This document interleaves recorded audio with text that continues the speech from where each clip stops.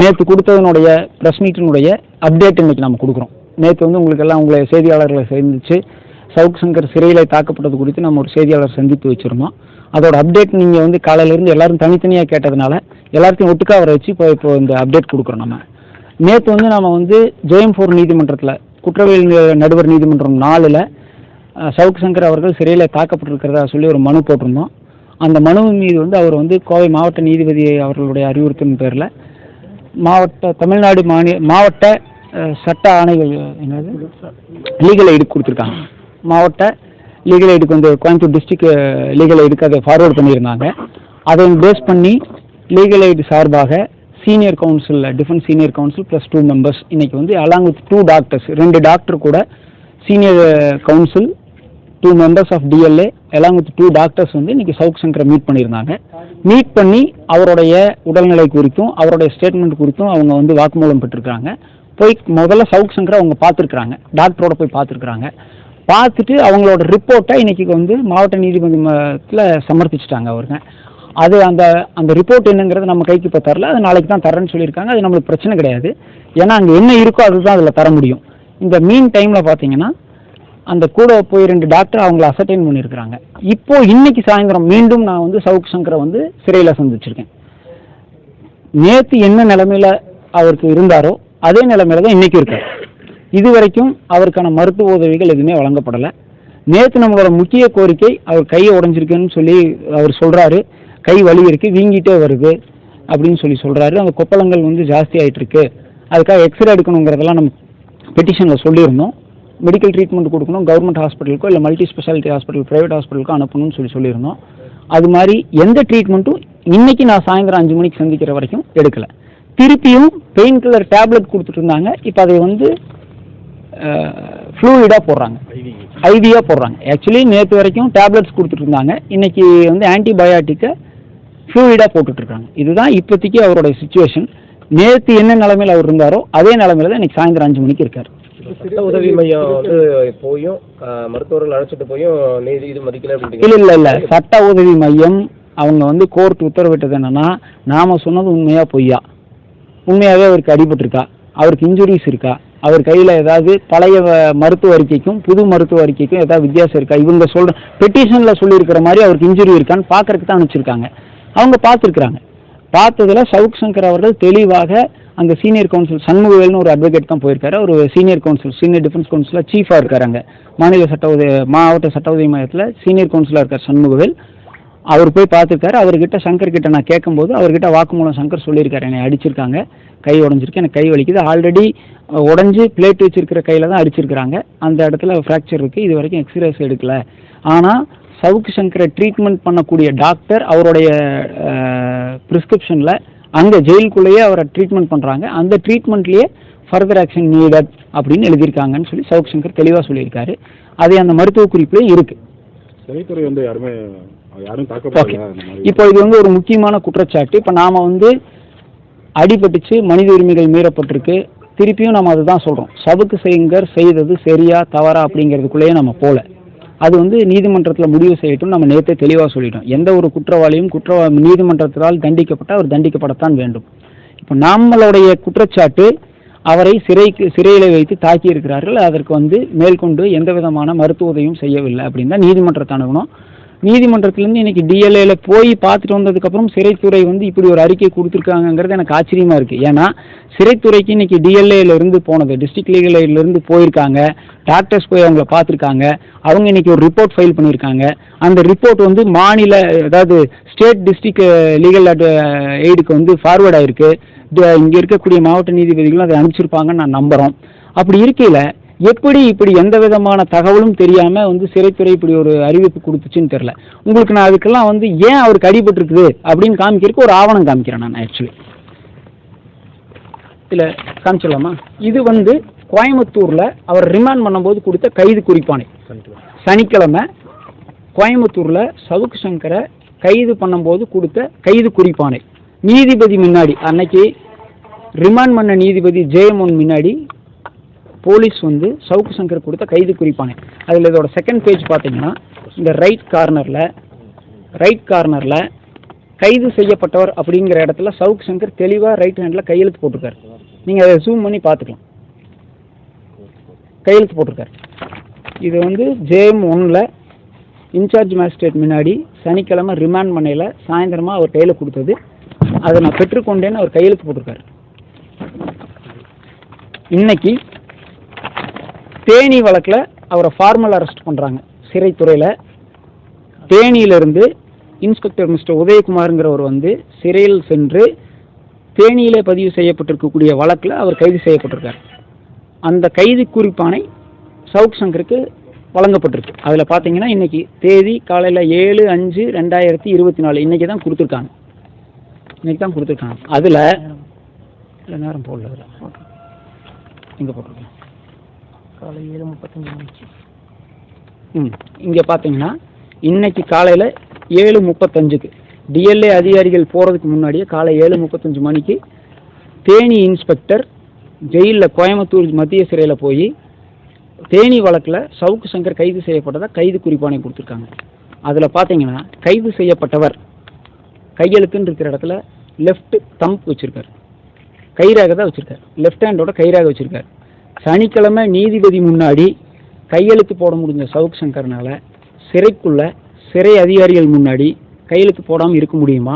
கையெழுத்து போடலைன்னா விட்டுருவாங்களா? ஏன் வந்து லெஃப்ட் ஹேண்ட் தம்ப் வைக்கிறார்? அப்போனா என்ன அர்த்தம்? வலது கை செயல்பட முடியல, அது அடிக்கப்பட்டிருக்கு. இதுவரைக்கும் எக்ஸ்ரே எடுத்திருந்தா கண்டிப்பாக அது வந்து ஃப்ராக்சர்னு நிரூபணமாயிருக்கும். அதனால் இப்போ வரைக்கும் நம்ம சாயந்தரம் சந்திக்கிற வரைக்கும் எக்ஸ்ரே எடுக்கலை. கை கரெக்டாக இருந்திருந்தா நீதிபதி முன்னாடி கையெழுத்து போட முடிஞ்சவரனால சிறைத்துறைக்குள்ளே எப்படி வந்து லெஃப்ட் ஹேண்டில் ரேக வைக்க முடியும்? அப்போது சிறைக்குள்ளேயே அத்தனை போலீஸ் அதிகாரிகள் இருந்தும் அவரால் கையெழுத்து போட முடியலன்னா கை வேலை செய்யலிருந்தான்னு அர்த்தம், ரைட் ஹேண்டு. இதை விட என்ன ஆவணம் இந்த சிறைத்துறைக்கு தேவை? நம்பர் 1. நம்பர் 2, போலீஸ் கஸ்டடி கேட்ட பெட்டிஷன் இன்னைக்கு இதை எடுத்துட்டிங்களா? இன்னைக்கு வந்து போலீஸ் கஸ்டடி கேட்ட பெட்டிஷன் வந்து இன்னைக்கு வழக்குக்கு வாய்தாக்கு போட்டிருந்தாங்க. போலீஸ் கஸ்டடி பெட்டிஷன் சொல்லி சொன்னால் என்னன்னா, போலீஸ்க்கு ஒரு கைதியை கஸ்டடி எடுக்கிறதுக்கு முன்னாடி நீதிபதி முன்னாடி ஆஜர்படுத்தி அந்த கைதிக்கு போலீஸ் கஸ்டடிக்கு போகிறதுக்கு உங்களுக்கு சம்மந்தமா அப்படின்னு நீதிபதி கேட்கணும். அதற்காகத்தான் இந்த வழக்கு இன்னைக்கு பட்டியலிடப்பட்டிருந்துச்சு. அதோட CMP நம்பர் வந்துட்டு 16070 ஆஃப் 2014.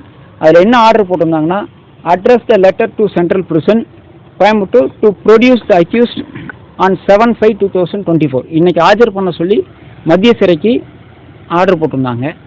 இன்றைக்கு மத்திய சிறையிலிருந்து சவுக் சங்கர் அவர்களை கோர்ட்டில் ஆஜர்படுத்தலை. என்ன காரணம்னா, அவரை வெளியே கூட்டிகிட்டு வந்தால் நீதிபதி முன்னாடி அவர் வந்து நிற்கும்போது நீதிபதி போலீஸ்க்கு கஸ்டடி கொடுக்கறதுக்கு முன்னாடி உங்களோட உடல்நிலையில் ஏதாவது பிரச்சனை இருக்கா அப்படின்னு அவர் வந்து கண்டிப்பாக பார்ப்பார். பார்க்கும்போது அவரோட கை காயங்கள் தெரியும், கை வீங்கி இருக்கிறது தெரியும், கையில் இருக்க கொப்பளங்கள் தெரியும். அதற்கான எந்த நடவடிக்கை எடுக்கலன்னு சவுக் சங்கர் இன்னைக்கு நீதிமன்றத்தில் சொல்கிறதுக்கான வாய்ப்பு இருந்துச்சு. அதைத்தான் நாங்கள் எதிர்பார்த்தோம். அந்த வாய்ப்பு இன்னைக்கு வந்து சிறைத்துறையால் என்ன காரணத்துக்காக அவர் இன்னைக்கு கூட்டிகிட்டு வரலைங்கிறது எங்களுக்கு தெரியாது. ஏன்னா அந்த பெட்டிஷன் வந்து கோர்ட்டுக்கும் சிறைத்துறைக்கும் போலீஸ்க்குமான பெட்டிஷன். இன்னைக்கு ஆஜர்படுத்தி இருந்தாங்கன்னா சவுக்கு சங்கர நீதிபதியை கேள்வி கேட்கறதுக்கான வாய்ப்பு இருந்துச்சு. அதை ஆஜர்படுத்தலை.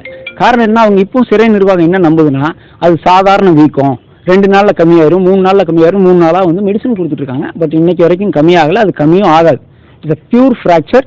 எக்ஸ்ரே எடுத்தால் சிறை நிர்வாகம் மாட்டிக்குங்கிறதுனால இந்த நிமிஷம் இப்போ பேட்டி கொடுக்குற வரைக்கும் எக்ஸ்ரே எடுக்கலை. நாளைக்கு காலையில் இப்போ அடுத்தது நம்ம என்ன பண்ண போகிறோங்கிற கேள்விக்கு ஆல்ரெடி நம்ம பெட்டிஷன் போட்டிருந்தோம். அந்த பெட்டிஷன் அடிப்படையில் இன்னைக்கு DLAல சீனியர் கவுன்சில் போய் பார்த்துட்டு வந்து ரிப்போர்ட் ஃபைல் பண்ணிட்டாங்க. ஸ்டேட் லீகல் எய்டுக்கும் அந்த ரிப்போர்ட் அனுப்பப்பட்டிருக்குன்னு சொல்லிட்டாங்க. நான் இன்றைக்கி மாவட்ட நீதிபதியும் பார்த்து கேட்டிருந்தோம். அனுப்பிச்சிட்டோம் சார், நீங்கள் கோர்ட்டில் பார்த்துக்கோங்கன்னு சொல்லியிருந்தாங்க.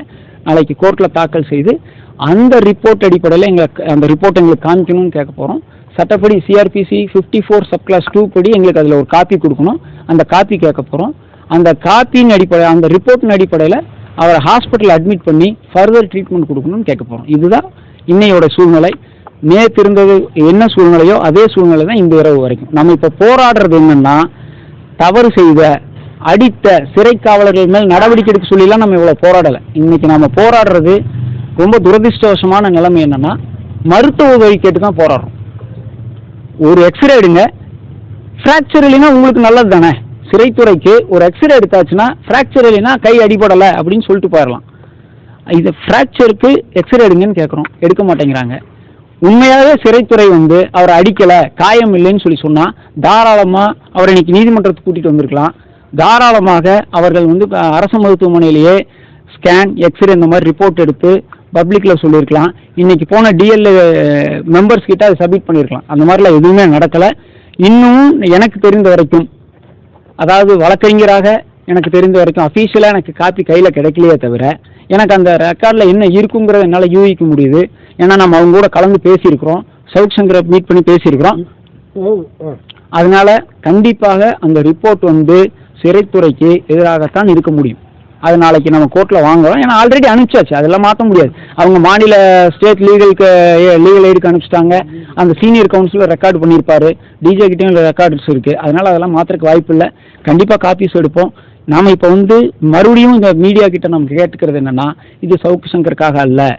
திருப்பியும் அதான் சொல்கிறோம், சவுக் சங்கருக்கு இப்படி ஒரு அசம்பாவிதம் நடந்திருக்கு, ஒரு அராஜகம் நடந்திருக்கு, இத்தனை பேர் நம்ம மீடியாவில் நிற்கிறோம்.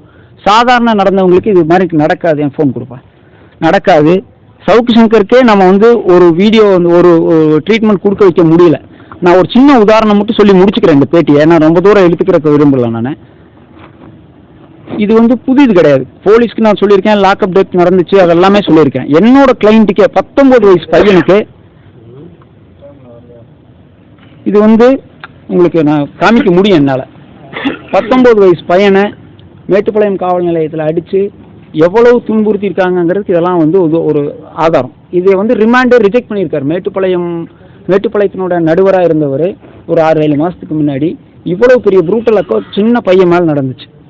இது எங்களால் வந்து மேட்டுப்பாளையம் ஜட்ஜு ரிமாண்டையே ரெஃப்யூஸ் பண்ணி இந்த பையனை அரெஸ்ட் பண்ணி போலியான வழக்கில் அரெஸ்ட் பண்ணி அடித்து கூட்டிகிட்டு போகிறாங்க. அவர் ரிமாண்ட் பண்ணலை. ஆனால் ரிமாண்ட் ரெஃப்யூஸ் பண்ணிவிட்டு டாக்டர் மேலெல்லாம் நடவடிக்கை எடுக்க சொல்லி எழுதியிருக்காரு. ஆனால் எங்களால் இதை ஃபர்தராக ப்ரொசீட் பண்ண முடியல. காரணம் என்னென்னா, அந்த ஒரு தாழ்த்தப்பட்ட சாதியை சார்ந்தவர் அந்த பையன், அவங்கள மிரட்டிட்டாங்க அன்றைக்கே. நீங்கள் வந்து இதுக்கு மேலே வந்து போனீங்கன்னா உங்கள் குடும்பத்து மேலே பொய் வழக்கு போடுவோம். இப்படி நிறைய டெய்லியும் தினம் போலீஸ்னால தாக்குதல் நடத்தப்பட்டு தான் இருக்குது. அது மனித உரிமை மீறல் நடந்துட்டு தான் இருக்குது. அதை தடுத்து நிறுத்துறதுக்காக தான் நம்ம இப்போ போராடுறோம். சவுக் சங்கர் நிரபராதின்னு நிரூபிக்கிறதுக்காக நம்ம இங்கே போராடலை. கண்ணுக்கு தெரியாமல் இன்னைக்கும் இந்த நிமிஷமும் போலீஸ் வந்து யாரோ ஒருத்தரை அட்டாக் பண்ணிட்டு தான் இருக்காங்க. It's becoming police state. நம்ம எல்லா போலீஸ் அதிகாரிகளையும் சொல்ல வரல. ஒரு சில குறுகிய மனப்பான்மையுடையவர்கள், அவங்களுடைய ஸ்ட்ரெஸ், மனநிலை பாதிக்கப்பட்டவர்கள் அது இதில் ஈடுபடுறாங்க. அவங்கள கவுன்சிலிங் பண்ணி அரசாங்கம் பண்ணணுமே தவிர இந்த மாதிரி வந்து கைதிகளை பாதிக்கப்படக்கூடாதுங்கிறதுக்காக தான் நம்ம இந்த முயற்சி, இந்த போராட்டம். இன்னொரு முக்கியமான விஷயம், நேற்று சொன்ன மாதிரியே திருப்பியும் மனநலம் பாதிக்கப்பட்டவர்களுடைய வார்டில் தனி ரூமில் தான் அவர் அடைச்சி வச்சுருக்காங்க. ஏன் அப்படின்னு கேட்டிங்கன்னா, பொது வார்டில் அடைச்சா அவர்னால வந்து மற்ற கைதிகளாவது உதவி செய்யலாம், கை வேலை செய்யாதனால. மற்ற கைதிகள் இவருக்கு உதவி செய்கிறாங்க, தண்ணி எடுத்து கொடுக்குறாங்க, பிளேட் கழுவி தர்றாங்க, சாப்பாடு ஊட்டி விட்றாங்கிறதுனால அந்த உதவியும் கூட இவருக்கு கிடைக்கக்கூடாதுங்கிறதுக்காக மீண்டும் அவரை மனநிலை பாதிக்கப்பட்ட வார்டெல்லாம் அடைச்சி வச்சுருக்காங்க. இன்னும் தனி ரூமில் தான் அடைச்சி வச்சுருக்காங்க. அது வந்து சட்டவிரோதம். இப்போ எஸ்பி மேலே தனிப்பட்ட முறையில் பெட்டிஷன் போடுறீங்களா, ஓவராலாக? இல்லைங்க. இப்போ நாம் என்ன சொல்கிறோம்னா, அதுதான் நான் திருப்பாக சொன்னேன். என்னுடைய கம்ப்ளைண்ட் 2 பார்ட். ஒன்று வந்து நடவடிக்கை எடுக்கிறது பின்னாடி எடுத்துக்கணும். முதல்ல நம்ம வந்து மருத்துவ உதவி, மருத்துவத்தில் அவர் கை அடிபட்டிருக்குதுன்னு வந்தாச்சுனாலே ஆட்டோமேட்டிக்காக அதற்கு பொறுப்பு ஜெயில் சூப்பரண்டும் ஜெயில் அதிகாரிகள் தான். நம்மளுக்கு அது முதல் அதை நிரூபிக்க கூடாதுன்னு அவங்க விரும்புகிறாங்க. அதிகாரிகள் மேலே நடவடிக்கை எடுக்கிற கூடாதுங்கிறதுக்காக தான் அவர் வந்து ஒரு எக்ஸ்ரே எடுக்கிறது எவ்வளோ நேரம் ஆகும்? 10 நிமிஷம் வேலை. அதை எடுக்காமல் வச்சிருக்கிறதுக்காக காரணம் உண்மைத்தன்மை வெளியே தெரிஞ்சிடும். ஸ்கேன் எடுத்து உண்மைத்தன்மை வெளியே வந்துடும். இப்போது இன்னொரு பிரச்சனை இருக்குது. அவர் அடித்ததில் கொப்பளங்கள் வந்துருச்சுன்னு சொல்லியிருந்தோம். ஆல்ரெடி இவர் டயபெட்டிக் பேஷண்ட், 240 இருக்குது சுகர். இந்த சுகரில் அந்த கொப்பளங்கள் அடிச்சிருச்சுன்னா, இன்ஃபெக்ஷன் ஆயிடுச்சுன்னா கை வந்து அழுகி போயிடும். கண்டிப்பாக கை எடுக்க வேண்டிய சுச்சுவேஷனுக்கு கூட போகலாம். அதற்கு வந்து அப்படி ஏதாவது ஆச்சுன்னு சொல்லி சொன்னால் முழுமையாக இந்த சிறை நிர்வாகமும் காவல்துறை அதிகாரிகளும் தான் பொறுப்பு. மேடம், நம்ம அதுதான் இப்போ திருப்பியும் சொல்கிறோம். நாம் கண்டிப்பாக மாநில மனித உரிமைகள் ஆணையத்துக்கும் போகணும், மத்திய மனித உரிமை ஆணையத்துக்கும் போகணும். அதற்கு முன்னாடி முக்கியம், பாதிக்கப்பட்ட மனித உரிமை மீறப்பட்ட ஒரு நபருக்கு வைத்தியம் கொடுக்கணும். நம்ம வந்து ஒருத்தரை வந்து கம்ப்ளைண்ட் பண்ணுறது, அவங்க மேலே நடவடிக்கை எடுக்கிறது 2ஆம் பட்சம். முதல்ல பாதிக்கப்பட்ட நபருக்கு மருத்துவ உதவி கொடுக்கணும். இப்போ நாம் போராடுறதே மருத்துவ உதவிக்கு தான் போராடுறோம். இது சவுக் சங்கருங்கிறத மறந்துடுறோம். ஒரு மனிதன், ஒரு கைதி சிறையில் அடிக்கப்பட்டிருக்கார். இன்னைக்கு 2 நாளாக போராடியும் நம்மளால ஒரு எக்ஸ்ரே எடுக்க வைக்க முடியலன்னா எந்த மாதிரியான ஒரு மாநிலத்தில் ஸ்டேட்டில் நம்ம வாழ்ந்துட்டு இருக்கோம். எகெயின் அதனால தான் நான் ரிப்பீட் பண்ணுறேன், we are living in a police state அப்படின்னு சொல்லி. என்ன காரணத்துக்காக சார் தாக்கப்பட்டாங்க சார் என்ன இல்லை அதுதான் சொன்னேன், நேற்று பேட்டியில் தெளிவாக சொல்லியிருக்கோம். அவர் அரசாங்கத்துக்கு எதிராக நிறைய பேசியிருக்காரு. இந்த அரசாங்கத்துக்கு மட்டும் எதிராக இல்லை, அவர் எல்லா அரசாங்கங்களும் எதிர்த்து பேசியிருக்காரு, எல்லா அரசியல்வாதிகளும் எதிர்த்து பேசியிருக்காரு. ஆனால் இதற்கு முன்னாடி இருந்தவங்க, இதற்கு அப்புறம் இவர் வந்து தாக்கி பேசாத நபர்களே கிடையாது. மெச்சூர்டாக எடுத்துகிட்டு போனவங்க போயிட்டாங்க.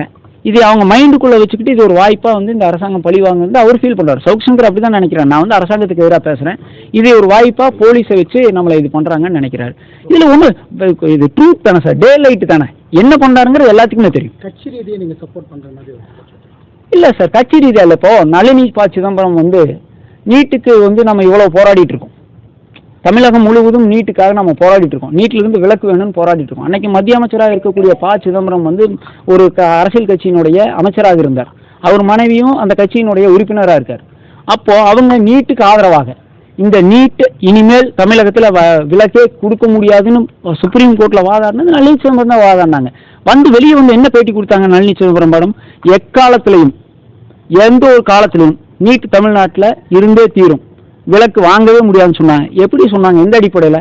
இன்னைக்கு நான் வந்து ஒரு அரசியல் கட்சியின் சார்பாக நான் வந்து இருக்கிறேன்னு சொல்லி சொன்னால் அரசியல் கட்சி எனக்கு சம்பளம் கொடுக்காது, அதற்காக தனிப்பட்ட ஒரு கிளைண்ட்டை வந்து நான் எடுத்துக்கவே கூடாது, தனிப்பட்ட கிளைண்ட்டுக்கு நான் ஆஜராகவே கூடாதுன்னு சொல்ல முடியாது. நான் எத்தனையோ வழக்குகள் வரும், என் நண்பர்களுக்கு வந்த வழக்காக இருக்கும், எனக்கு நேரடியாக வழக்கு வரும். அரசியல் கட்சிக்கும் ஒரு தொழிலுக்கு என்ன சார் சம்மந்தம் இருக்க முடியும்?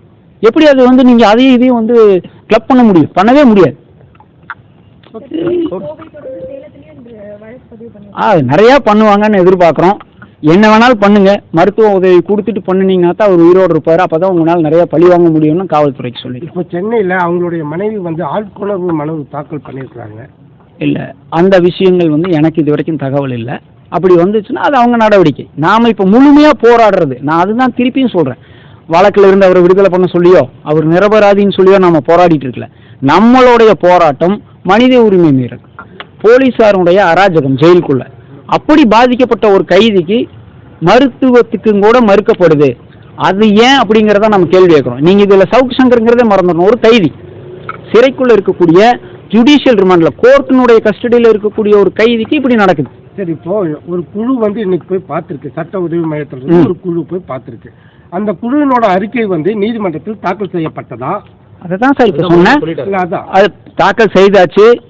மாநில சட்ட ஆணைக்குழுக்கும் அனுப்பிச்சிட்டாங்க, மாவட்ட நீதிபதிக்கும் கொடுத்துட்டாங்க. ஆனால் அந்த அறிக்கை வெளிவரதுக்கு முன்னாடியே சிறைத்துறையிலிருந்து தாக்கப்படலை அறிக்கை வந்து இல்லை, அதைத்தான் நான் உங்களுக்கு முன்னாடியே சொன்னேன். அதுவும் கூட தெரியாம ஒரு குழு போய் அவங்கள பார்க்குது, அந்த குழு ஒரு ரிப்போர்ட் கொடுக்க போகுது, கண்டிப்பாக அது நம்மளுக்கு எதிராக தான் இருக்க போகுதுன்னு கூட தெரியாம சிறைத்துறை வந்து ரொம்ப அசால்ட்டா, நான் எங்ககிட்ட அதிகாரம் இருக்கு, நாங்கள் கொடுக்கறது தான் அப்படின்னு சொல்லி ஒரு ரிப்போர்ட் கொடுத்துருக்காங்க. கண்டிப்பாக அந்த சிறைத்துறை அறிக்கை தவறானதுங்கிறது அந்த ரிப்போர்ட்ல இருக்குன்னு நான் நம்புறேன். ஏன்னா எனக்கு தெரியும். அதுக்கு உதாரணம் அதுக்கு ஆதாரம் தான் நான் காமிச்சேன். நீதிபதி முன்னாடி காட்டப்பட்டது. கொஞ்சம் பின்னாடி சொன்னீங்கன்னா ஜூம் பண்ணிக்கிறேன். ஒரு நிமிஷம்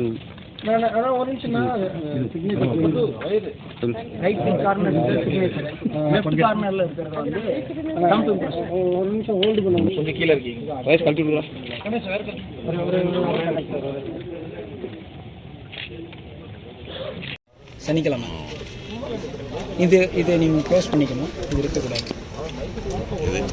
இங்கே மோசமான இல்லை, நான் சொல்லுவேன், நான் வர வரைக்கும் போகிறேன்.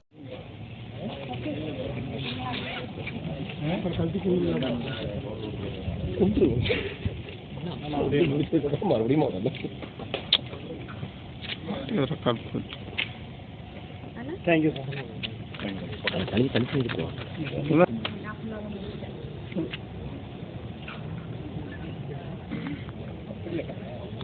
ரா பிளஸ் நியூஸ் தொடர்ந்து பார்க்க சப்ஸ்கிரைப் செய்து கொள்ளுங்கள்.